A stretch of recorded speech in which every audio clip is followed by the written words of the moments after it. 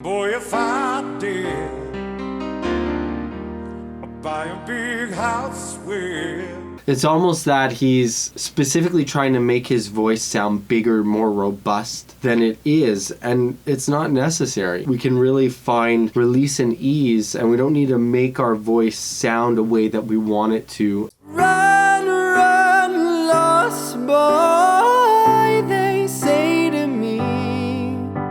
So if you're a fan of Elton John, you may have noticed that his voice has changed quite drastically from the beginning of his career to now. A huge contributor to this voice change was his vocal cord surgery that he underwent in 1978. Following an extremely busy tour, he needed to go for vocal cord surgery. Now, his publicist mentioned that it's because of non-malignant lesions, so that could be polyps or vocal cord nodules that had to be removed, and that were inhibiting him from being able to sing properly. Now, the first thing we can learn from this is that our voices are delicate. It's a cautionary tale. It's a tale that tells us nobody is impervious to vocal cord damage, and we have to really take care of our instrument. What does taking care of your instrument do? Number one, not singing when you're sick. So if you are sick, making sure that you stop singing, allow your voice to recover, and then go back to singing and heavy voice use. Now, this doesn't just go for singing. Also, if you are a teacher or a lawyer and you have to use your voice a lot, taking a break, allowing yourself to recover is an extremely important aspect of taking care of your instrument. The other is hydration.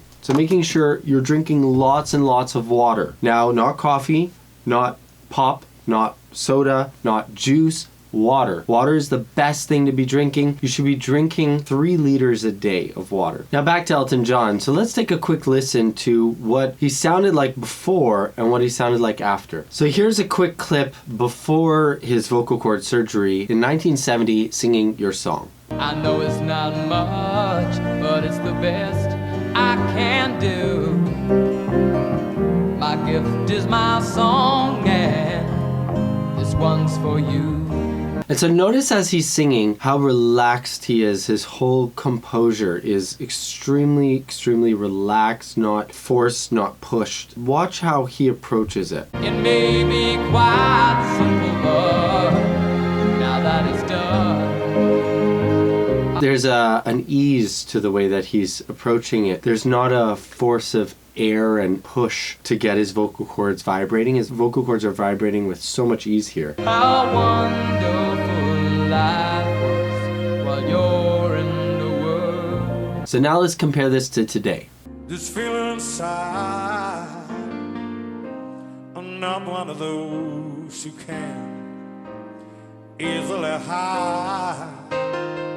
So even just there, and even in his low range, if you listen to the way that he's approaching it, there is much more squeeze and almost like a hyper action of his vocal cords. So his vocal cords are engaged very strongly when they don't necessarily have to be. And especially if you watch the way he approaches it, in 1970, he had much more of a released, relaxed approach to the song. Now, vocal surgery can definitely affect the way that your voice is and make it a little bit more difficult to approach, but I think overdriving it and squeezing at the vocal cords is actually exacerbating that issue. So this is important for anybody that's gone through any sort of vocal cord surgery or, adjustment or is going through any sort of singing ailments. It's important to make sure not to pick up bad habits while you're trying to use your voice in its less than optimal way. This is how we actually develop a lot of problems when it comes to singing songs when we're sick. Because when we're sick, we can't really use our voice the way we normally do. And those tendencies become habits, and those habits start to develop even past once you heal from the ailment. So my suggestion to people going through similar problems would be to be gentle with your approach to the voice. We don't need to force or push. We can find more release there. Boy, if I did, I'd buy a big house where...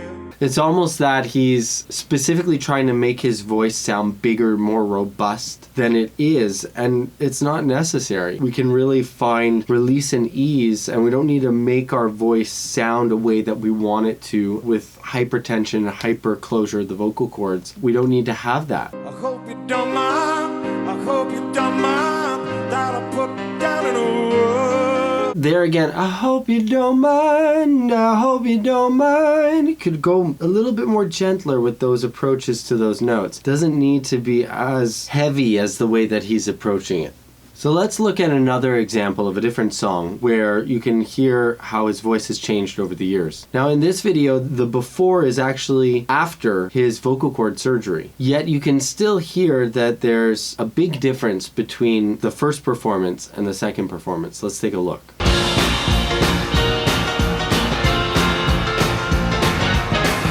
So this one is from 1986. This was after his vocal cord surgery, but you could definitely tell that his voice is not quite as deep or as heavy as when we're going to see the next performance. If you're interested in learning a little bit more about the voice and digging in deeper and working through a 30-day course, check out this link right above. We've got a course that teaches you how to improve your voice over the next 30 days and get it to a place where you feel confident with your voice. So definitely check that out.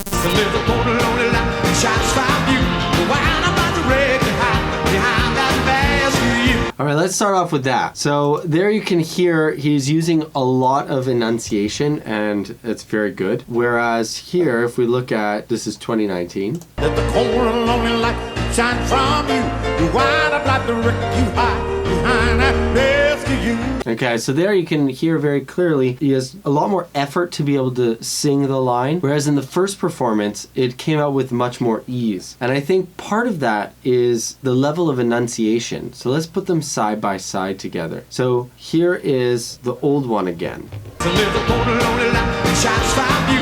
You wind up like the wreck you hide behind that desk of you. So there you can hear he's enunciating every single word. It's coming out clearly, it's coming out precisely, whereas here it's much more garbled, a lot more kind of mumbled through. Let the cold lonely light shine from you. You wind up like the wreck you hide behind that desk of you. So I think that focusing a little bit more on enunciation is definitely one of the components that could improve his overall sound and get it from being a little bit stifled and heavy and get it back closer to the way he was when he was younger. So let's skip over to the chorus now. You know, I'm still standing better than I ever did. And so you can hear even there, he's hitting his voice with a lot of force, a lot of punch that he didn't have before the vocal cord surgery, because he's singing it in the original key, which isn't absolutely necessary. You could definitely key it down to make it a little bit more easy for yourself. It's not something where you should feel like you have to force your voice up there. But here, let's hear how he approaches it today. It came out not quite as easily as it did prior to surgery, but not quite as heavy as here.